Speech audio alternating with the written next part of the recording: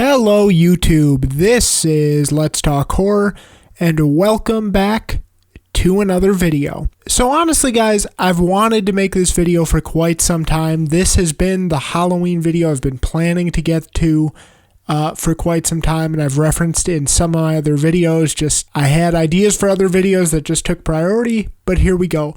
So Halloween Kills is coming out this year, and Halloween Ends right now is scheduled for 2022, although there have been quite a few rumblings that may get pushed back another year. I don't think Halloween Kills will. In fact, I'm very sure Halloween Kills will not get pushed back because the marketing campaign has already started.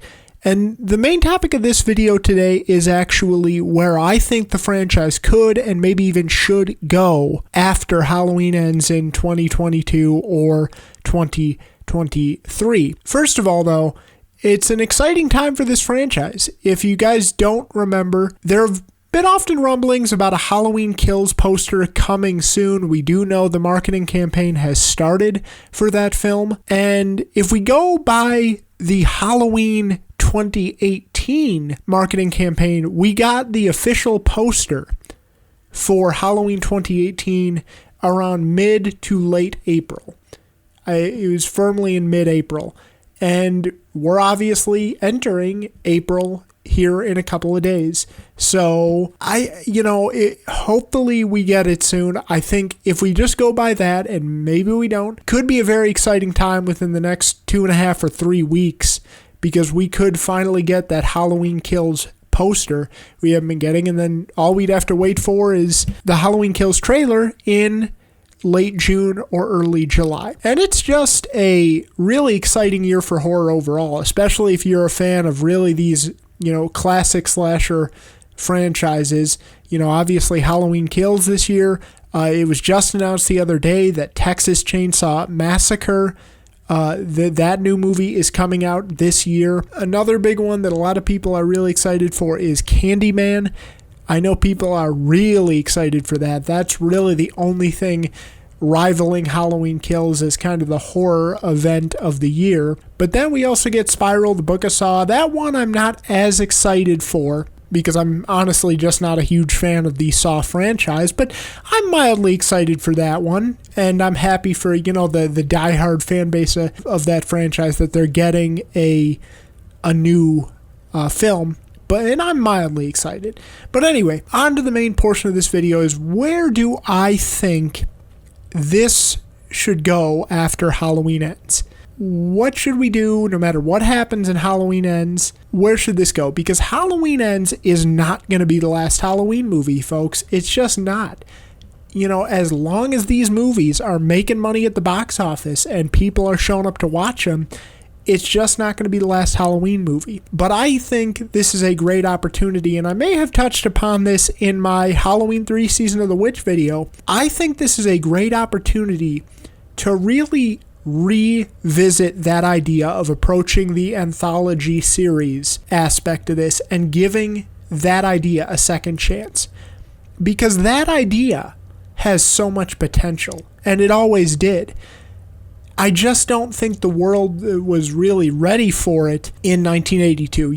The whole idea of an anthology series wasn't as embedded in the pop culture as it is now. Now it's firmly embedded. And we've had our Twilight Zone reboot in recent years, and we've had Black Mirror. And the anthology is much more common today. People know what it is. We as fans are more ready for it because on top of that, for decades, the Halloween 3 Season of the Witch movie was the black sheep of the Halloween franchise. And I can say from personal experience, whenever I would rewatch the Halloween franchise, I would always skip over Season of the Witch for years and years and years because there was so much negativity around it. And then I finally popped it in, and I feel like this is a common story for a lot of people.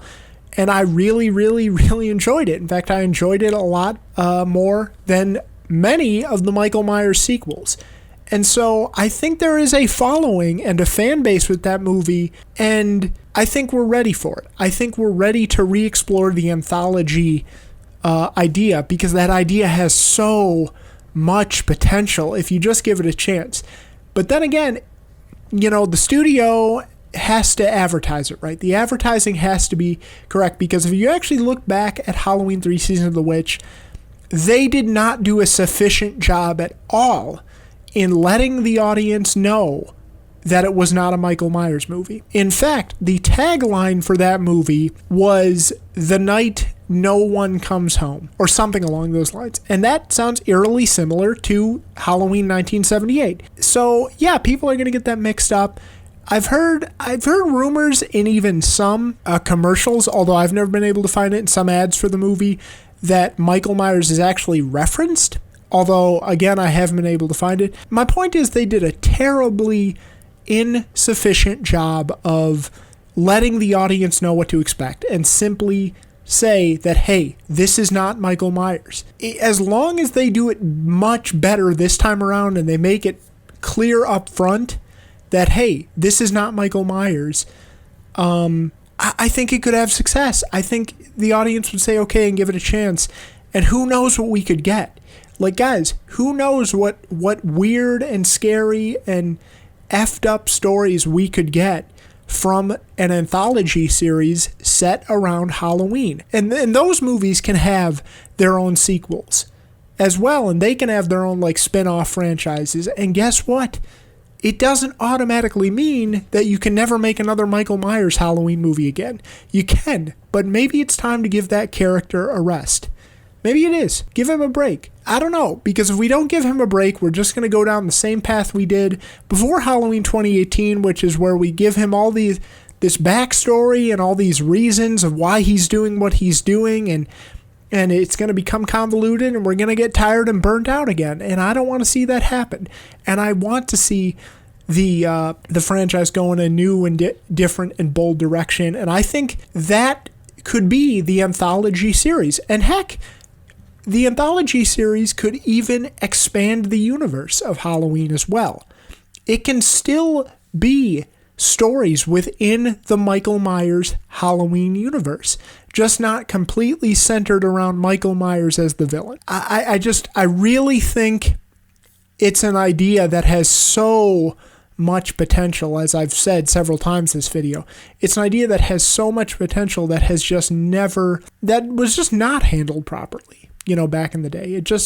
It wasn't. Those are my thoughts. If I had to go in a different direction, for some reason, I kind of think a Loomis prequel television series and getting some backstory on Dr. Loomis, I don't know, that has some potential. But to be honest, I am much more passionate and much more fired up about the idea of the anthology series, because I am someone who loves Season of the Witch, as I said in the other video.